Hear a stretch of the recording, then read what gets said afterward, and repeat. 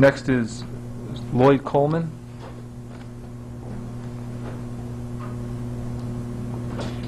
How about David McGuire?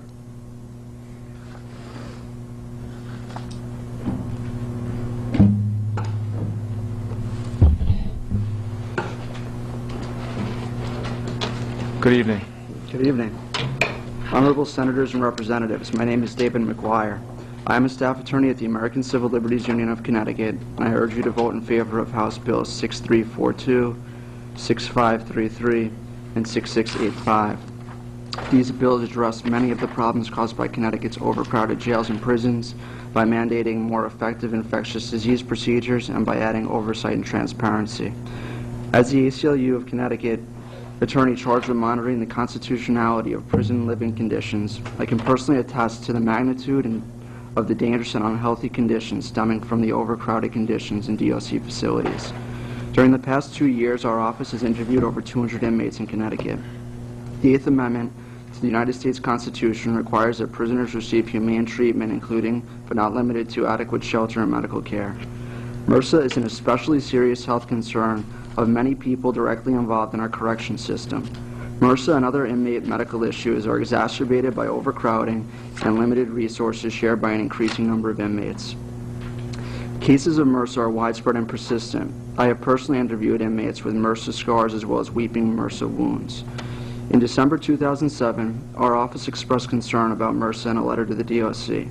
Unfortunately, despite assurances by the DOC that MRSA is not a problem, the MRSA epidemic rages on. We are concerned about poor MRSA detection, which undoubtedly deflates the number of MRSA cases reported and leads to delays in providing adequate medical treatment. We are also troubled about inappropriate medical advice, such as encouraging inmates to pop pus sacs in the shower. It is clear that the DOC's current MRSA policies and procedures are inadequate. We support House Bill 6342. However, this measure could benefit from stronger language that would prevent the DOC from merely rehashing its current MRSA policy. The MRSA problem also serves as an excellent example of why the DOC needs an advisory commission to provide independent review of DOC policies and practices. For this reason, we support House Bill 6533. Contrary to Commissioner Lance's testimony, the minimal cost of an unpaid commission is a better alternative than costly overcrowding-related lawsuits. Finally, a number of inmates have reported an increase in tension and violence due to the lack of personal space, lack of CO supervision, and overtaxed bathroom facilities. Presently, it is difficult for the public to gauge the level of overcrowding and the increased violence due to a lack of transparency. We support House Bill 6685 because it will require the DOC to frequently report detailed statistics on violence indicators and inmate population and density.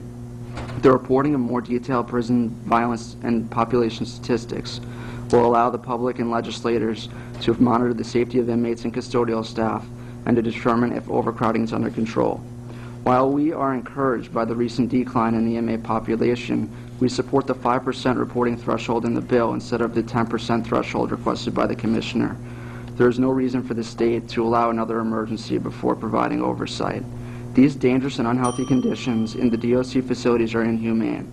These conditions also violate the DOC's own mission statement to provide safe, secure, and humane supervision of offenders. Although these bills are not the answer to overcrowding, they go a long way to increase public awareness, create accountability, and open a dialogue to resolve prison and jail overcrowding. Please vote in favor of House Bills 6685, 6342, and 6533. Thank you.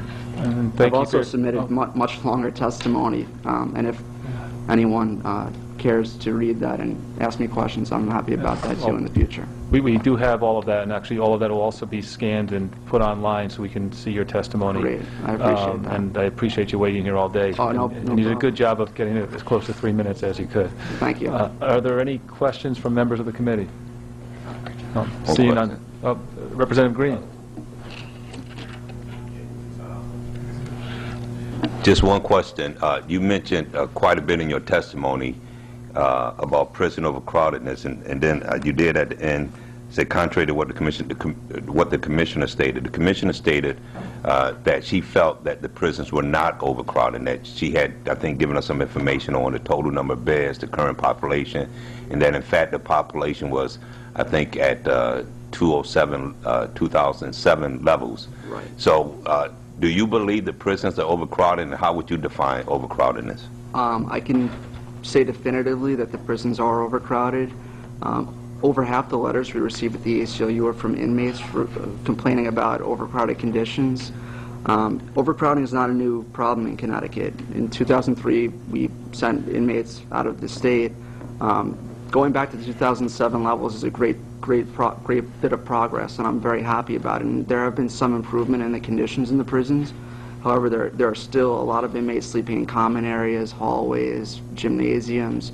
And although the commissioner calls those overflow areas, and it sounds, really clean and like those areas are suited for that, they're not at all. For example, at Cybulski, a prison in Enfield Summers area, multiple inmates have reported to us that there are beds at the ends of every hallway, and they have lockers bolted into the wall. So those are not temporary measures. To add even more problems to that, there's a tremendous amount of noise in the hallways, you can expect, and there's red lights on for security purposes all night. So there is overcrowding, undoubtedly. Thank you. Thank you. Are there any other questions? Thank you for your testimony.